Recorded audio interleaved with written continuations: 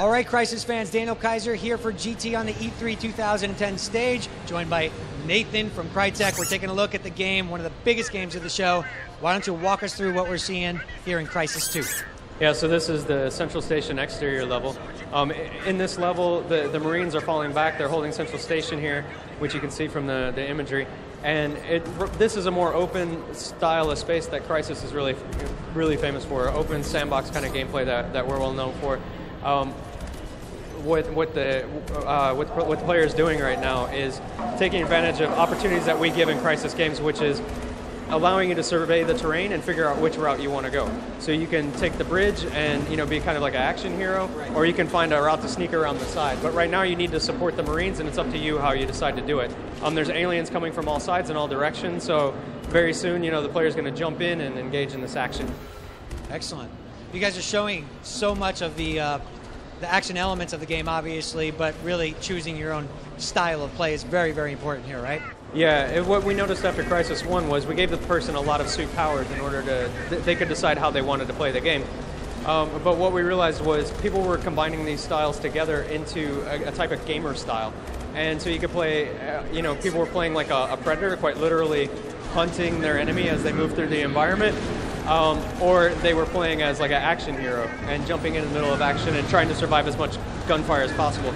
So what's awesome about Crysis 2 is that we combine the intensity of a linear FPS, like a lot of dime a dozen FPS games are out on the market right now, with systemic sandbox gameplay that Crysis is famous for and well known for.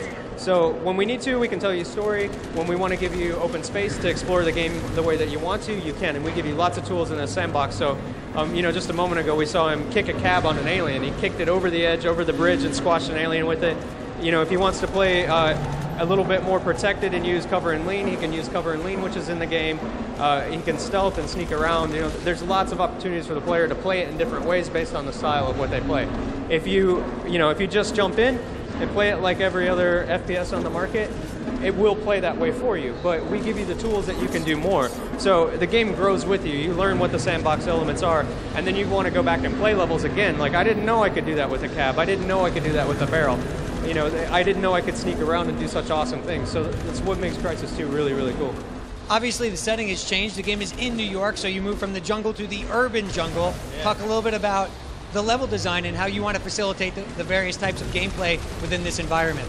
Yeah, so, going back in Crytek's history, we did Far Cry, Crysis, and Crysis Warhead, and all of these were set in jungles. And to be honest, we got really good at making jungles, but we also got tired of seeing green. Yeah, got a little burned out. But, in the fiction of the universe as well, we wanted to move the storyline ahead a number of years. And if you look at the Crysis franchise and the story from the first one, eventually this conflict would move beyond isolated jungle islands into centers of population. So when you do that, you got to look at all the cities on the earth and where might you put Crysis 2 at. And at the end, New York always came up to the top of the list of all the cities that we were looking at, not only for its character and storytelling capabilities. New York is an awesome city that has had many, many stories told there. You can always tell a different story anytime you go to New York. It's also a very good symbol to the rest of the world of what mankind has accomplished. So, you could pick other cities, but in the end, New York is just the best place to go. Very, very nice setting. Excellent. Now tell us about what we're seeing right here. Obviously, using the suit is an integral part of the game. What additions are we seeing, and how does it impact gameplay throughout? Yeah, so not only does the suit give you the ability to play cloaked, and go maximum stealth, and go invisible and have temporary invisibility for a few seconds, which is very powerful for being a sneaky kind of player. You can also survive a lot of damage and gunfire by switching on armor mode at key moments, when a rocket's coming at you or grenades or you're under a lot of bullet fire. This allows you to adapt dynamically to the environment that you're in. And then we also have other powers in the suit as well, like having night vision, thermal vision, these things that allow you to be the hunter or fight in the dark. In the end, you're the ultimate weapon. You're the ultimate weapon in this battlefield in the future. You're not just a soldier with, body armor and cloth and whatever. You have this awesome nanosuit that has all these powers that lets you turn the tide of any battle, create all kinds of mayhem if that's the way that you want to play. Not all heroes are kind. Equal. Yeah. Some guys really like destroying the world when they run through it. We give you the power to do whatever kind of destruction you want, and you need it. These aliens are really intelligent. They're really smart. They traverse the environment. They jump up and down on stuff. They chase you around, they really challenge you, they try to get in close and then they sneak away. So they challenge the styles of play that the player has as well. Talk a little bit about the level diversity. Obviously, if you go to New York, a lot of it looks the same, but it's pretty eclectic and different. So talk a little bit about how you implemented change and variety in the game while keeping the setting true to New York. Yeah, so we took a lot of visual language that we had in the original Crysis. This is why we call it an urban jungle. You know, we don't overgrow it with trees and foliage and this kind of stuff. It's because we took a lot of language from Crysis of terrain and hills and, you know, unevenness, this organic kind of feeling, and transform the city environment with that. That's why we call it urban jungle. So there's areas, you know, where you have rivers and streams going through the city because of the events that have happened, much like you would in a jungle. Or if you're in a damaged environment and you walk out, you know, you might be in a cave. It might feel like being in a cave and getting on a valley expanse, but you're actually at an intersection. So there's a lot of variety that we put in the environments through the type of language that we've adopted from the original Crysis. Excellent. Now we're facing off here, obviously, a pretty tumultuous battle. Tell us a little bit about the AI. You had mentioned that these guys are pretty intense, right? Talk a little bit about that. Yeah, so we have a variety of aliens that we're showing here at E3. We have, you know, these guys that we kind of nickname them stalkers, and they sneak around the environment, move around really quickly, jumping up on stuff. We have grunts that are really tough and armored. They like using a lot of cover. And the player here just fought his way against what we call a heavy. And he takes a ton of damage. He's got a big chain gun on one arm and a rocket launcher on the other. And he likes to mess up the environment quite a bit. And it takes a lot of firepower to take that guy down. So there's a stalker evading some rocket fire. It's really cool.